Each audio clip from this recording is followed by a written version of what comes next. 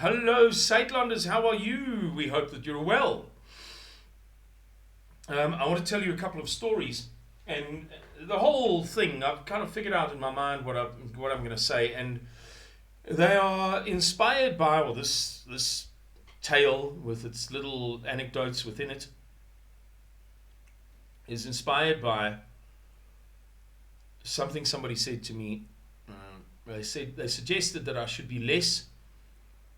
be more professional, less unprofessional in the videos that I do. And they were speaking with specific reference to the Christian aspect. And I have to tell you that it's a bit of a problem, because when I was 8 years old, I had a very, very traumatic experience. Traumatized me terribly. And I could foresee that it was going to loom over me for forever, kind of thing.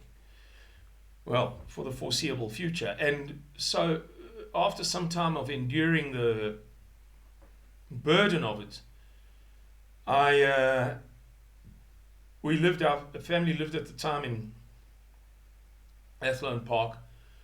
13 Dickens Road is where we lived. And I walked out into the garden and I stood under a tibushina tree. And I lifted my heart to the Lord in a way that I've never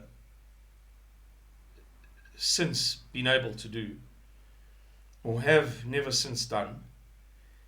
And I prayed that He would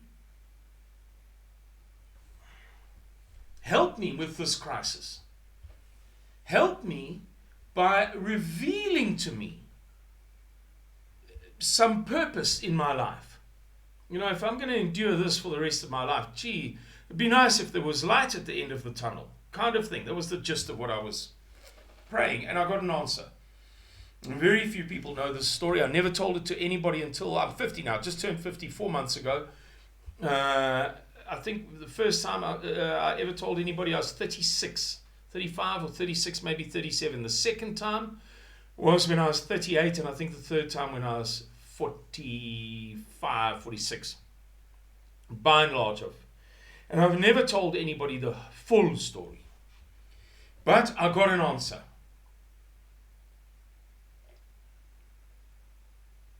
And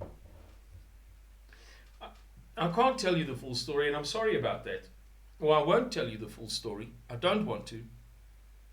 But the relevance to this is, I have no other motive for being here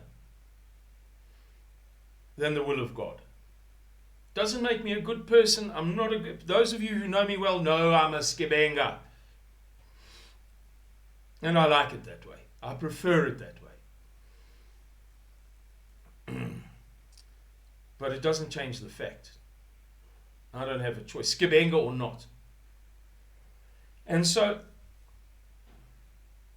I'm going to now, with that as a sort of background reference, I'd like to share something with you.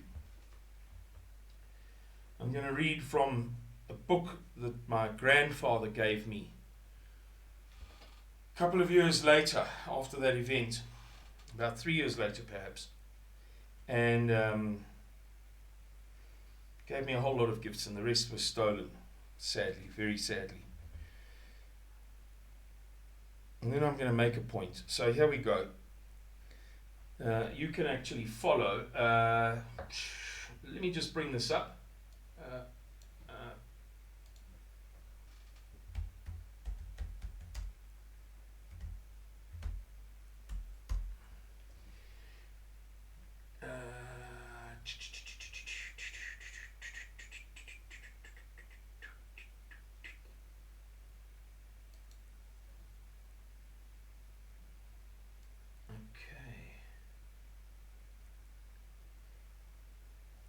Right, sorry, thank you for your patience.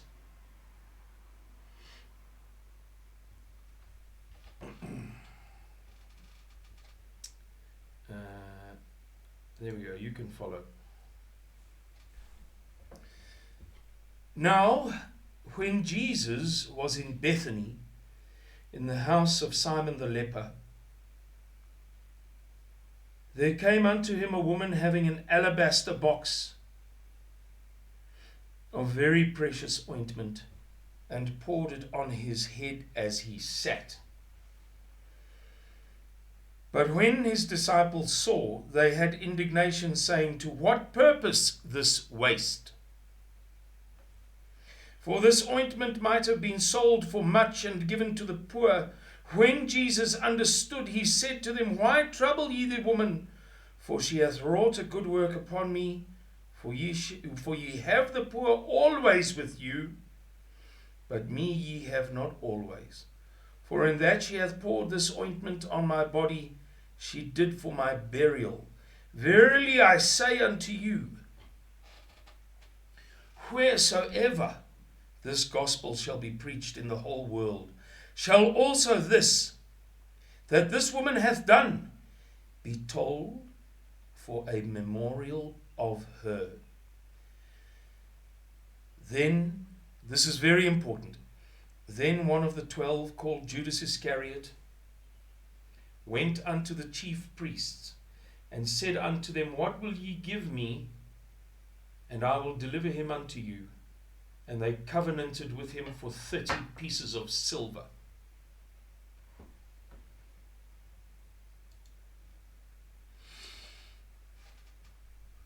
That is my favorite, or one of my 2 favorite verses in the Bible. 3 at the most. It is my favorite. It has always been my favorite, but it has 1 or 2 competitors. 2 other verses that are especially resonant to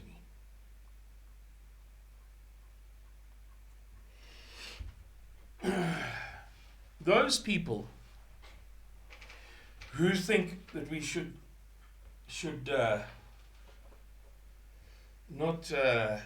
abandon our Christian foundation, the foundation that Mr. Miller laid for us in this organization. Let me say to you, you and I will be gone and forgotten. Gone and forgotten forever. And that story will still be told. That woman will be remembered. Like Mary Magdalene. There are some who say that woman was Mary Magdalene. I don't say that it was. I have no idea. Those women, their names, their deeds, their events will live on forever. And you and I will rot into the ground, and nobody will ever know that we existed.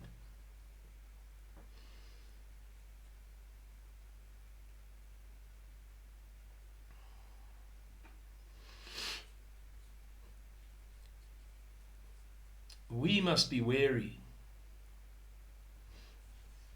of the believing, as Judas did, that what he could or would do then for 30 pieces of silver, he lives on, but he lives in infamy. He is a curse.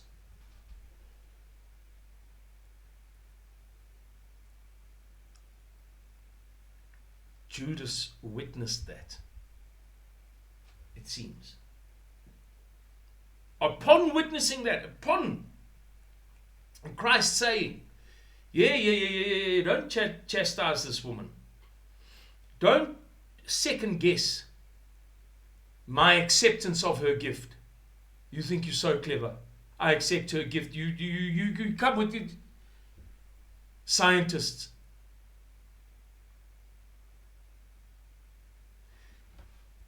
This woman's name, this woman, or what she did rather, will live forever, wherever this story is told.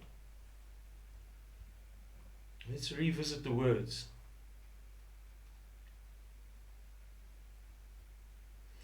Wheresoever this gospel shall be preached in the whole world, shall also this that this woman hath done be told for a memorial of her.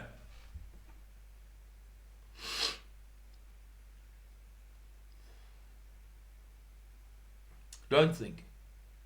Don't think if we abandon our Christian roots.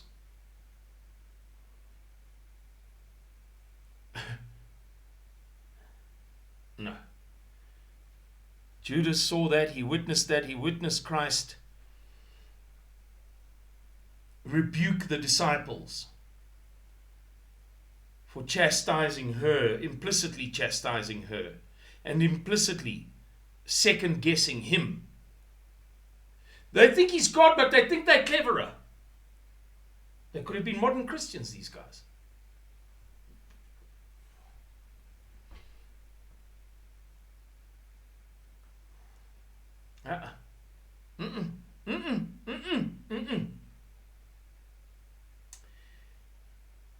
Guys, this work, if it is the work of God, must be done in His name.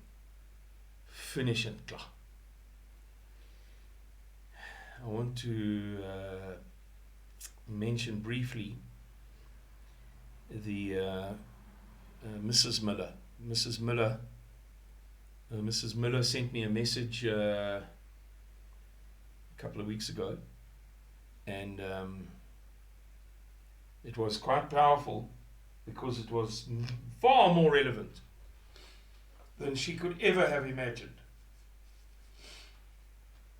Uncanny. And it tied into a message sent to me by Marguerite Hutton. And I didn't even really reply to Margaret. I did, but initially, she sent me a message. I didn't reply to it. A couple of days later, she said to me, "What did you think of what I said?" I said, "Well, I didn't fully understand." She explained to me, and I said, "Yeah, okay, all right." And I left it at that. Marguerite could not possibly have any idea the apposite pertinence of that message. There's no way. And believe it or not, those two messages tied into something that Shane Du Plessis' wife Radel and his mother-in-law Linda said to me a year ago. Mr. Miller knows the story. Nobody else has to know it. Not one other human being.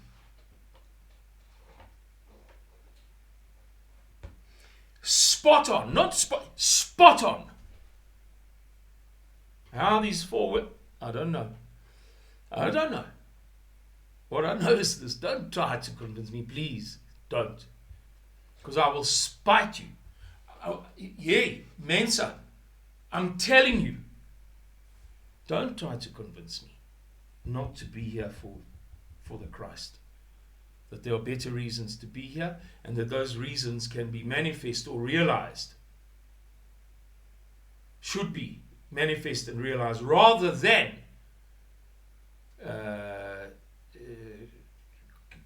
anything to do with God.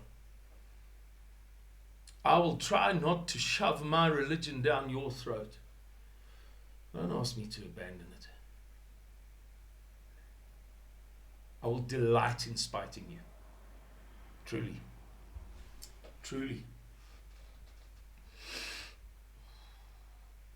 I said to you in another video that I know of not think, not believe, know of 4 agents working industriously now to destroy us.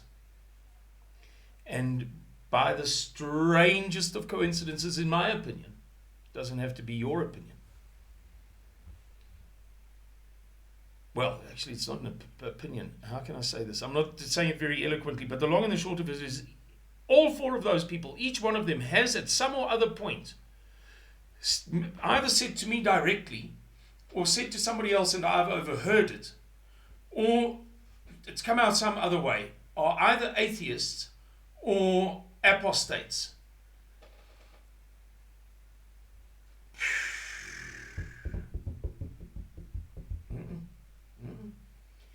Say whatever you like about coincidences. Just please don't say that thing of there is no such thing as coincidence. It's asinine. There is such a thing as coincidence. The word coincidence means 2 incidents co. Please, let's keep this conversation at a certain level of quality.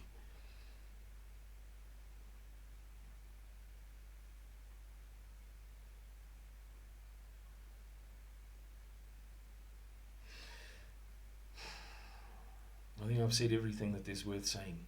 Thank you very much for watching this video. May God bless you and keep you.